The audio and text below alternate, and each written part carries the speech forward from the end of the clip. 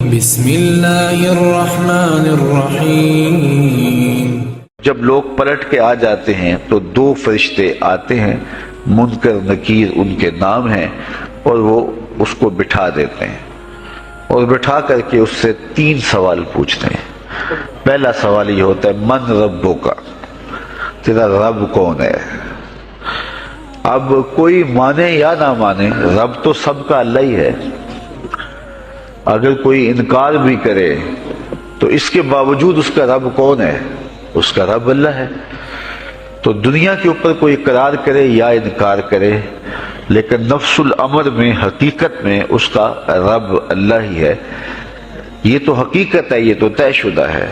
لیکن جو عقیدہ دنیا پہ رہا ہوگا وہی عقیدہ اس کے لہجے میں آئے گا۔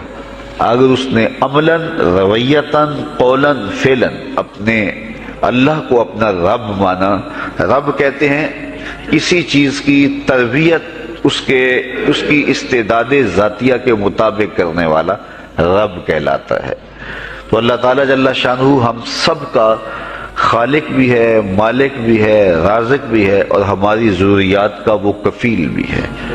وہ ہمارا رب ہے، اور صرف ہمارا رب ہی نہیں ہے، رب العالمین ہے، پورے جہانوں کا رب ہے، پوری کائنات کا رب ہے۔ خالق بھی سب کا وہی ہے اور رب بھی سب کا وہی ہے۔ جو اسے مانتا ہے اسے بھی رزق دیتا ہے، جو نہیں مانتا تو اس کے لیے بھی رزق کے دروازے بند نہیں کرتا۔ حضرت ابراہیم علیہ السلام کی عادت یہ تھی کہ جب تک کوئی مہمان نہیں آ جاتا تھا اتنی دیر تک کھانا نہیں کھاتے تھے۔ بھوک لگتی تو کوئی مہمان ڈھونڈتے تاکہ اس کے ساتھ بیٹھ کے کھانا کھاؤں۔ کھانا جتنا بھی مرغن اور جتنا بھی جو ہے وہ پرتکلف کیوں نہ ہو، اگر مہمان کے ساتھ کھایا جائے گا تو اس کا قیامت کے دن کوئی حساب نہیں ہوگا۔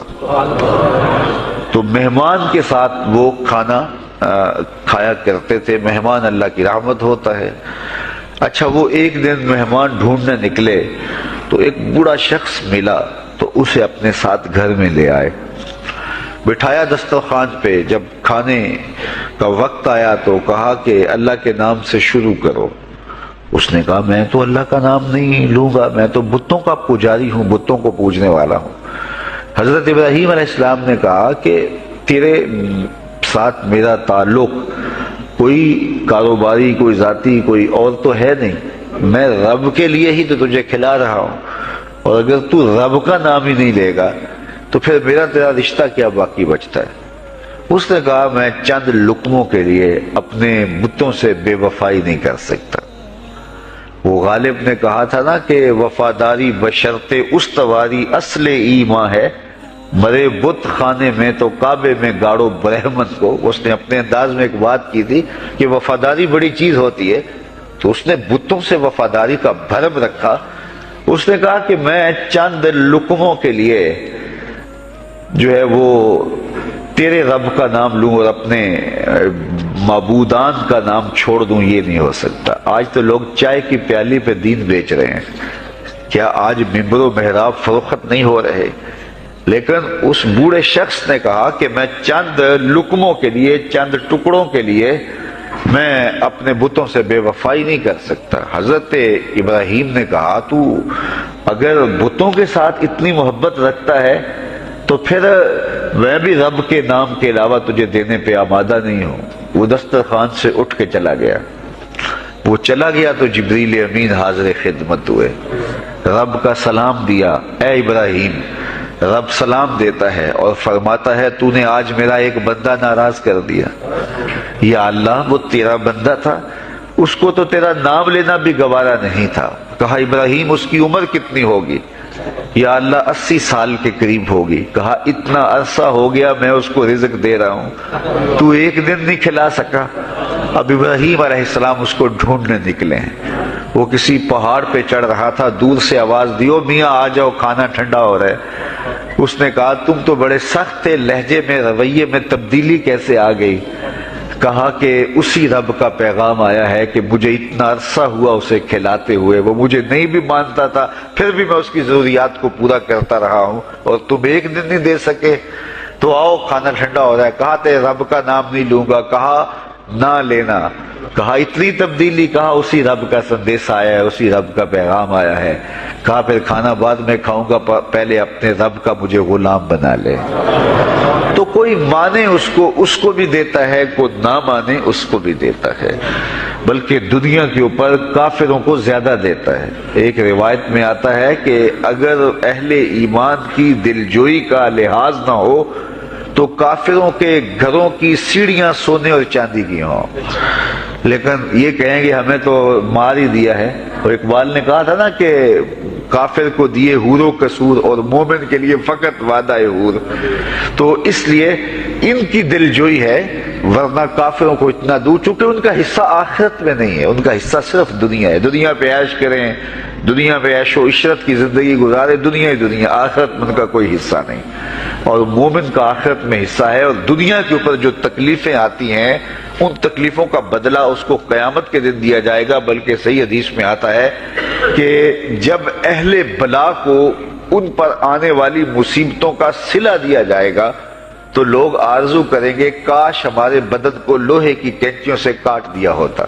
اور دنیا کے اوپر ہمیں بھی تکلیفیں، اذیتیں، آلام و مصائب آئے ہوتے.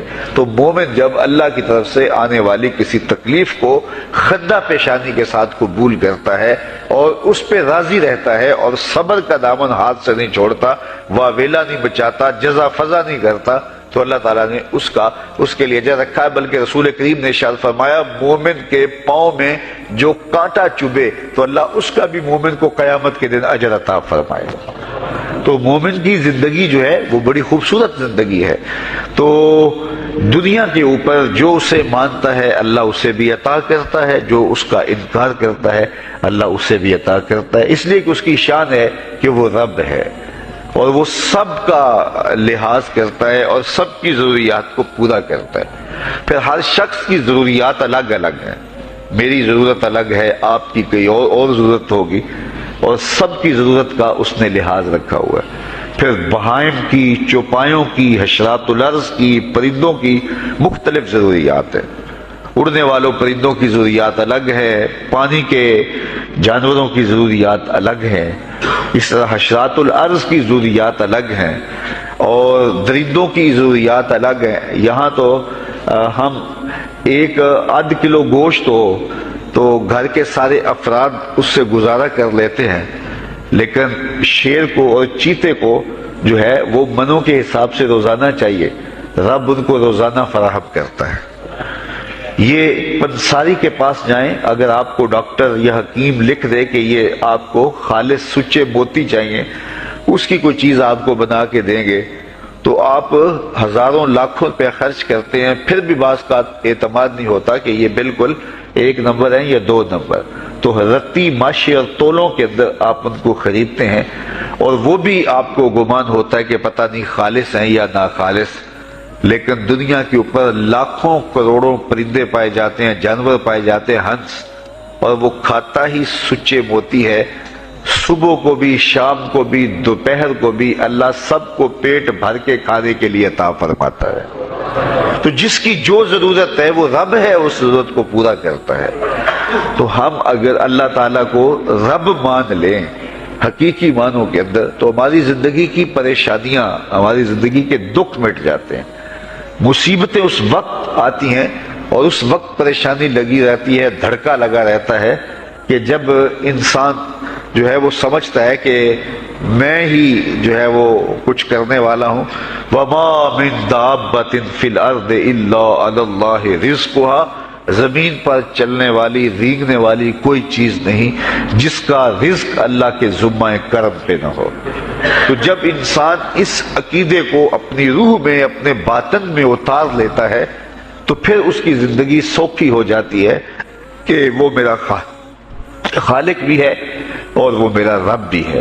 اور یہ یقین انسان کی زندگی کے اندر اعتماد، روشنیاں اور توکل بھر دیتا ہے. بلکہ ایک حدیث میں آیا کہ جس طرح توکل کرنے کا حق ہے اگر وہ تم ادا کرو تو اللہ تمہیں ایسے رزق عطا فرمائے جس طرح پرندوں کو عطا فرماتا ہے. وہ جب صبح نکلتے ہیں تو ان کے پیٹ خالی ہوتے ہیں اور انہیں پتہ نہیں ہوتا کہ کہاں سے رزق مل رہا ہے. اور جب وہ شام کو آتے ہیں تو ان کا پیٹ بھرا ہوا ہوتا ہے. بند توکل پنچھی اڑ دے خرچ نہ پلے زیرا ہو. سلطان بہو فرماتے ہیں کہ انہیں کوئی نہیں پتا ہوتا کہ فلاں جگہ پہ جانا ہے، لیکن کبھی ایسا نہیں ہوا کہ وہ بھوک سے مر گئے ہوں اور انہیں کچھ ملا نہ ہو، تو وہ خالی پیٹ کبھی نہیں آتے. وہ اللہ تعالیٰ ان کو رزق نصیب فرماتا ہے، وہ سب کا رب ہے. تو اگر ہم اپنے رویے سے، اپنے عمل سے، اپنے عقیدے سے واقعی اللہ کو رب مانتے ہیں تو پھر قبر میں جب سوال ہوگا من ربو کا، تیرا رب کون ہے، تو پھر کبھی بھی جواب دیتے جھجک محسوس نہیں ہوگی. بندہ عرض کرے گا رب اللہ، میرا رب اللہ ہے.